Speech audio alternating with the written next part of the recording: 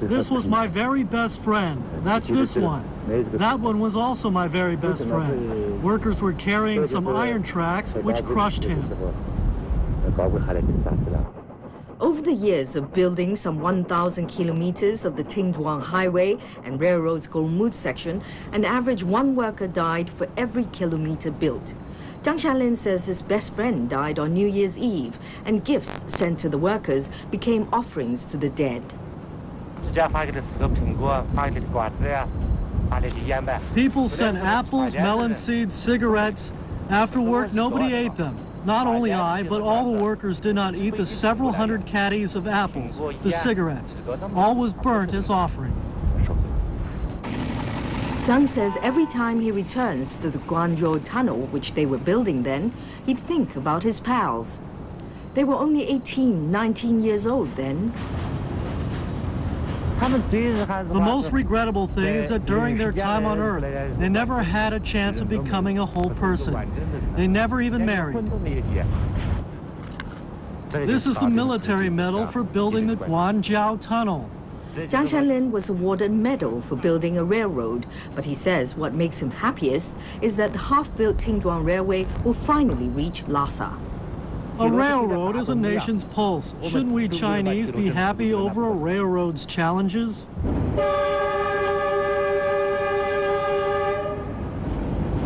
Is it worth being happy about? Well, perhaps not for some Tibetans and highland ecologists. More on that after the break.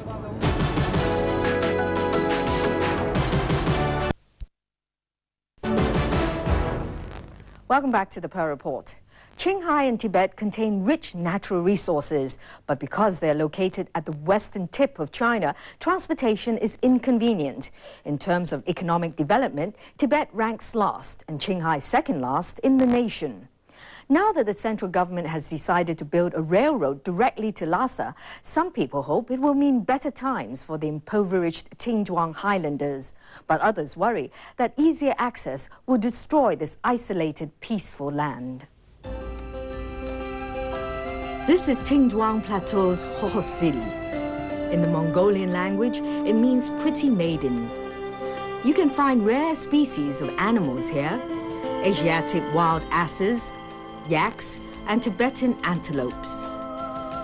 Tranquil Hoho City.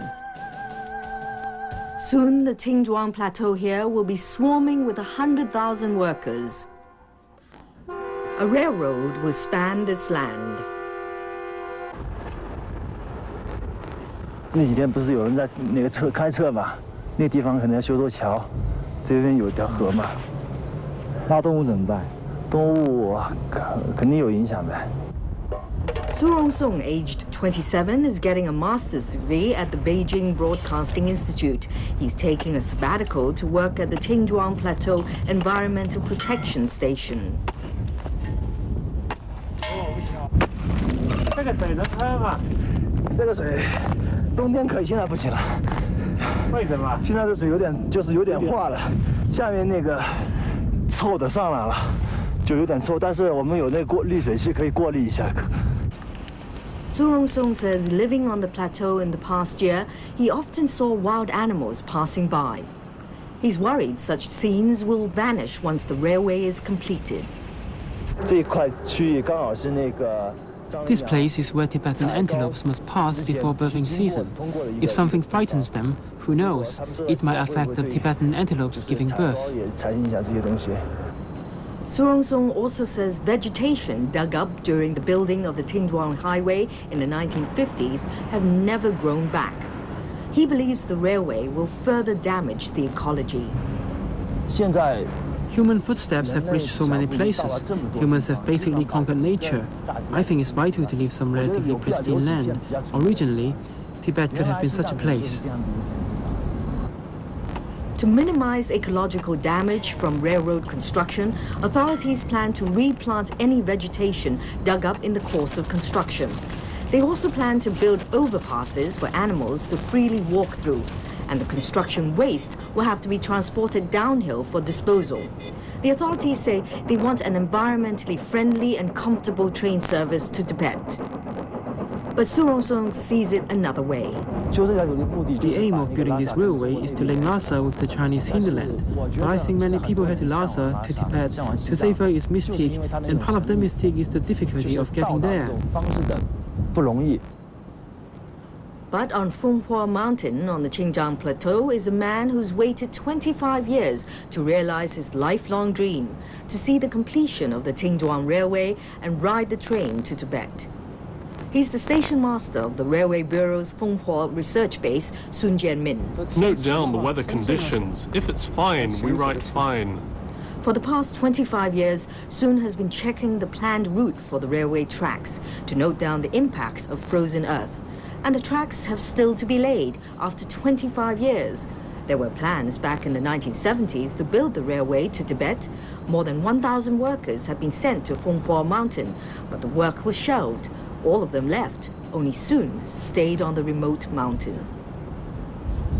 I feel I've lost out. In the past 25 years, all my efforts and my youth have been expended in Qingzhuang. But then I think about my master Zhou. He worked all his life here.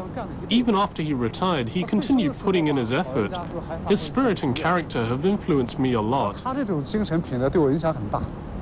Because of that, Sun Jianmin stayed on the 4,700-meter-high Fenghua Mountain. He says the worst thing he has to endure is not the bitter cold, but the loneliness. It's a very sad feeling. Other people have their wives and kids, together having fun. In happy times, I'm alone. I've forsaken my wife and kids to work here by myself. Memories of his solitary years evoked a myriad emotions.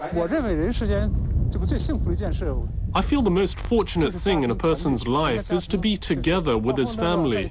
The whole family living happily together. I've lost that. I haven't had any family joy. But Sun says he's still luckier than many of his colleagues.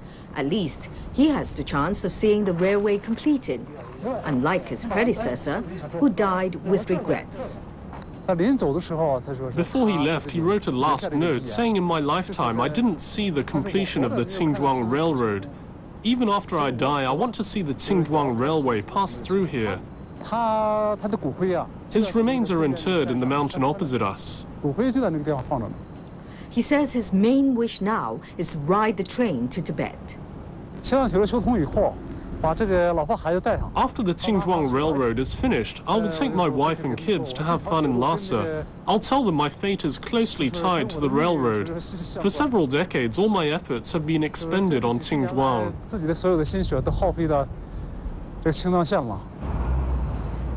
Many Tibetans are also pinning their hopes on the completion of the Qingzhuang Railway. At present, 85% of the goods reaching the plateau have to be transported by lorry from Gormud to Qinghai. This is the Tuotuo River at the source of the Yangtze. It's life in the backwashes in this county. The proprietor of the local store says most folks here use sheep dung as fuel. They can't even afford to buy coal. 根本一吨是300码，在这里到16分。为什么这么贵？因为这里可能是运费吧，运费高。Ren Tuo is a Tibetan born and bred by the Tuotuo River. She says the area is short on goods because of difficulties in transport. Everything is in short supply here, especially foodstuffs. And there are no nice clothes. Now we can't even eat vegetables because they can't get them up here. It's too remote. And the weather is so bad. The road from Galmud to here is icy. She says she hopes the Qingzhuang Railroad will be completed soon so life can improve. After the trains are running, the transport of goods will be easier. We can eat better. Like many other Tibetans, Ren Tuo's biggest wish is to go on a pilgrimage to Lhasa. And riding on a train there would be much more convenient. Tibetans on pilgrimages to Lhasa usually have the strongest characters. They must go to walk, bowing as they go, all the way there. When we go by bus or hitchhike, we are often bullied or tricked by the people who pick us up. We'd be much safer on the train. As long as we have the money, we can go. The railway is expected to bring civilization, but also social problems. People in Tibet are very afraid the trains will bring a motley crowd to their province. They fear there'll be turmoil. All sorts of people will flock to Tibet. Useful and useless people, honest and dishonest. At Qinghai's Tara Monastery, the Benba living Buddha says civilization will inevitably bring its contradictions. 后子是啥？就是这个方面呢不受罪，那么说，偷白吃个，这个洗澡，啥个好呗？不好子是的就是那些歌舞厅呐，那些嘞，就是一些影响上不好呗。那些不好还和没啥关系，像这个喇嘛一喇嘛子这个生亏了呗。